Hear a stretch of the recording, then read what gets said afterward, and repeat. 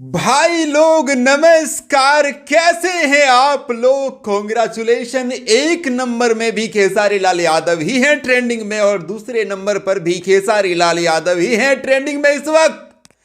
बढ़िया बढ़िया लागेला गाना एक नंबर ट्रेंडिंग में है, तो वहीं पर तेल गाना 2 नंबर ट्रेंडिंग में। बता दें कि तेल गाना जो है भैया आज सुबह सुबह रिलीज हुआ है 7 बजे और 2 नंबर ट्रेंडिंग में तो है ही। 2,47,000 से ज़्यादा लाइक्स मिल चुका है, 1.9 मिलियंस व्यूज अपडेट हो चुका है। ये लगभग रियल टाइम में 3 मिलियंस व्यूज हो चुका है।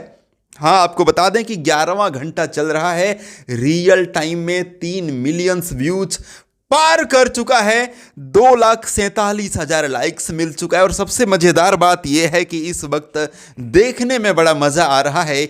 1 नंबर पे भी खेसारी लाल यादव ट्रेंडिंग में और 2 नंबर पे भी खेसारी लाल यादव ही हैं ट्रेंडिंग में।